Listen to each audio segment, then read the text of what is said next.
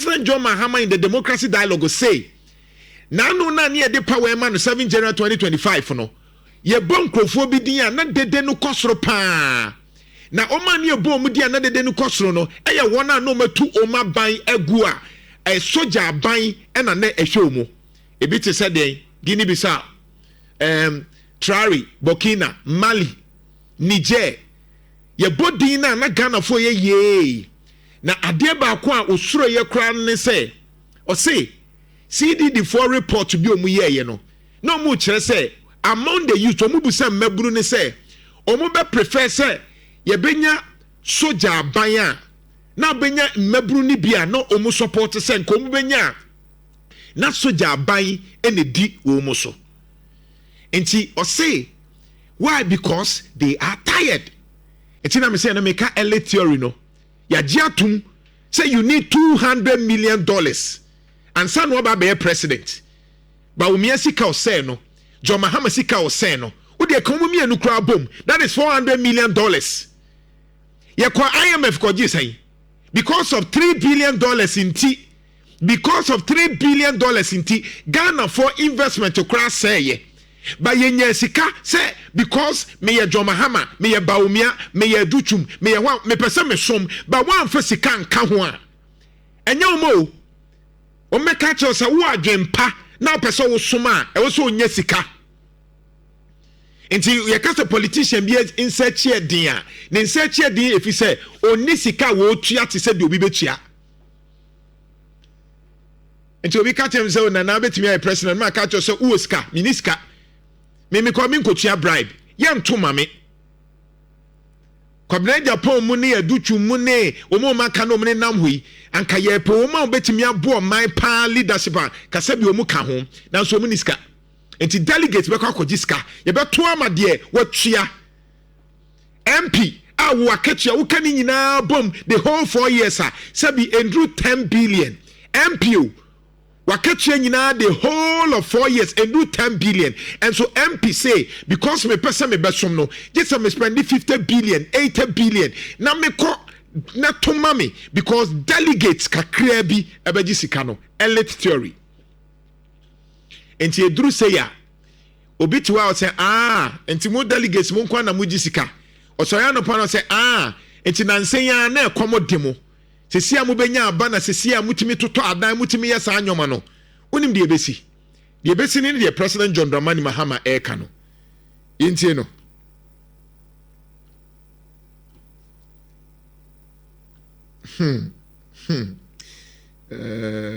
God is good. If you were not on the Black Star Square and we had locked you in a room, and you could hear the announcement of the acknowledgement of the presidents who were coming up to greet me, you'd have noticed that the loudest applause was for the countries that have overthrown democracy and are under military dictatorship. That should give us a pause for thought. That should make us think. And that should make us ask ourselves questions about why democracies die. And that's why the topic of today is relevant. What are the things we need to do to sustain democracy? Democracy will not survive by itself if we don't work for it. And like Omar Toure said, whatever system of government you have, autocracy, democracy, theocracy, whatever, if it does not deliver opportunities and prosperity to the people, it will not survive. And so, there's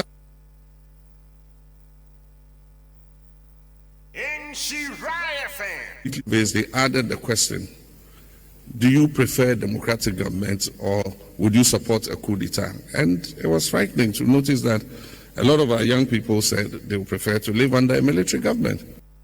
Muntie the era President John Dramani Mahama and the democracy dialogue. Say kabi mamin kabi.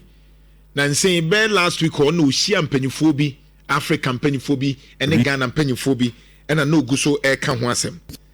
na de no kan ne say nkofo sa bre na ye handle over man power 7 January 2025 no empanyifo no mo bechia no ye amam mpanyifo na o mo bechia wo mu no ye wonkofo bia ne ebo mu din a na dede ne kosoro pa na oma na dede ne kosoro pa na Ghana fo bonsem ye no eye wona o matu aban democracy aban afri ho munte the President John Dramani Mahama kan no was ma catch say Ghana ha no obi ka asema na nsentro ya kan tra na news aka ne tra oh President John Mahama say ni awie ye nhye da analyze issues no eyesa nsentro for muntie me.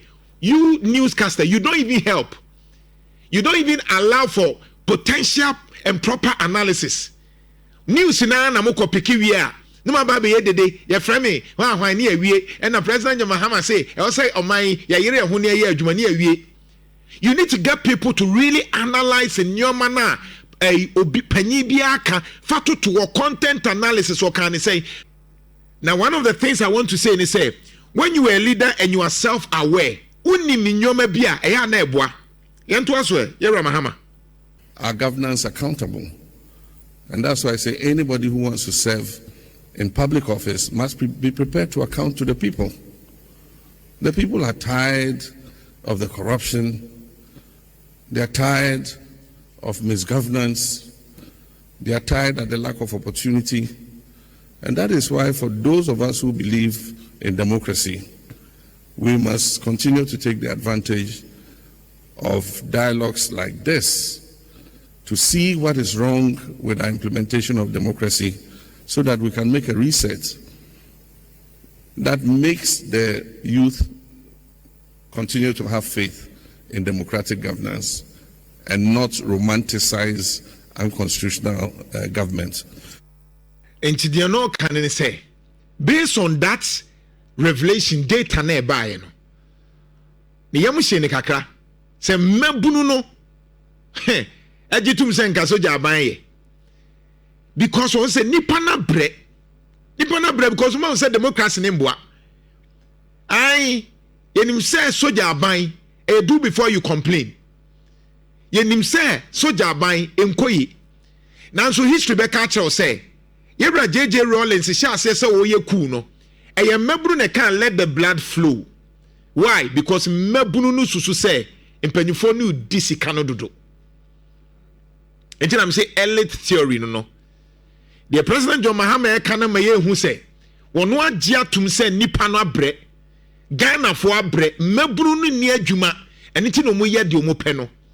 Na ya hweye na ya anye ni yie na eguso ye ne saa ebeduru ba bi no na mabunu no ani je saa ku no ho bebre so je need oba obeye action o ba menu mi ne yentimi nkasa menu mi ne yentimi nkọ ba bi okase ye na ye beda obekunkum panyifo bi e wo soro ho saa de we eye honest admission by President John Dramani Mahama e bi sensem ni bi wo ya din ba ma men kan kire o say the man to kwaba o man biamu that early theory say kakra bi na ndidie na ye nyina de yenwu kakra bi na contract ba yenje na ye nyina yenwu say adwuma ba enkoye NDC fo nko a enkoye MPP fo nko a MPP ni NDC kra na nye ona omu wo soro ho no nko a enti NDC ni oye full soldier no wo de ane say koye campaign but eba dodode a wunya bindi MPP ni a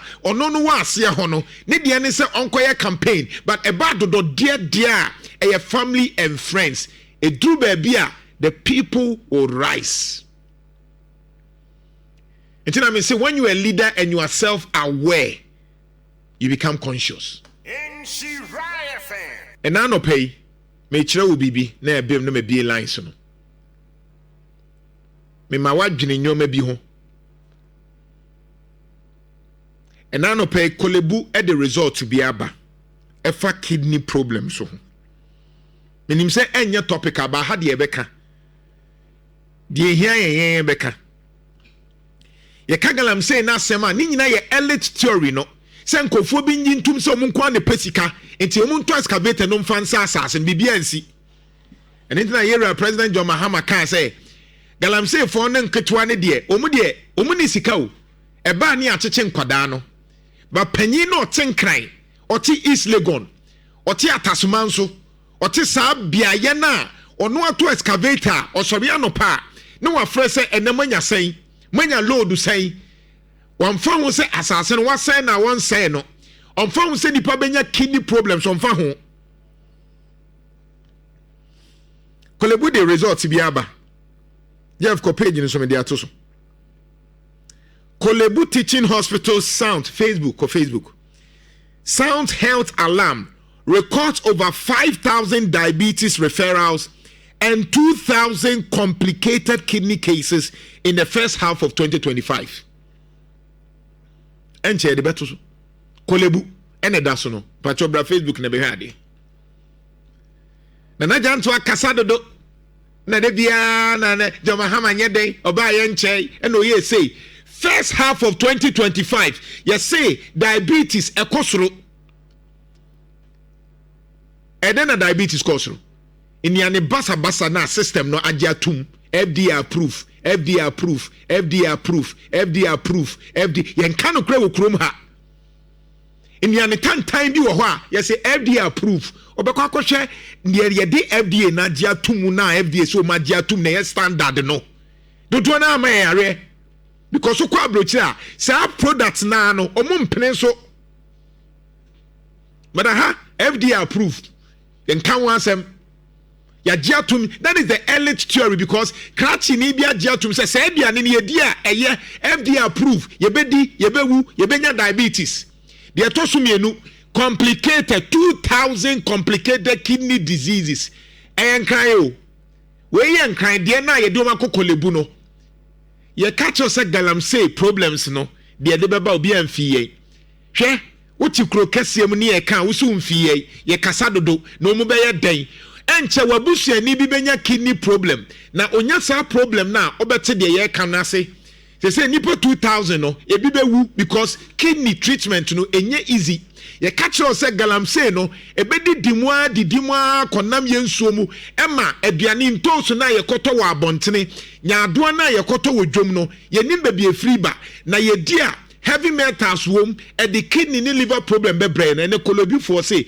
minim de kuma say ye de beba basa wo ye obi a odwene wo man ne ho a kidney first half ekosoro wa akra I'm sure say next week the Kumasi de beba nipa bewu ye nyina ye bewu owu kakra bewu nti na ye didi yate galamsey nti won say kidney cases ekosoro because enkwan na ye ahwe no ye nom enkwan no heavy metals wom because e galamsey in toast galamsey meko ene ye dia ye enkwan na ye die mimi dibi unsu dibi yo ye aduane no umusa ne se na nkwan ne free hin gine hu biem Kolebu Teaching Hospital Sounds Health Alarm records over 5,000 diabetes referral and 2,000 complicated kidney cases woni mo ko say the elite sam panyufo we say obi eye panyi no kidney case a ye de no be kwa abrochire na we Yero Furiata no ni na mabruche so oyare no. Furiata. Ne nneoma ye so omra no ototo papa so oyare. One de obedi oman na wu no. Onse okwa abrochiri. Etere bia wo ha ye so panyin bi kwa abrochiri okohwe ne widiem. Na no speaker of parliament ye bone ho kasa e wo abrochiri. Mpanyifo dodo na yeso okwa abrochire okohwe ne doctor so omra abrochire nko cheke enti omo maka Ghana fo no manya kidney cases no hwi ensi yebewu yebesie ye kwa odi ane se toaba nenya kidney problem because galamsey na asem na ne kana na oka no usu mfiye because ya giatum say you need $200 million ansa na wo de aye de wo de ye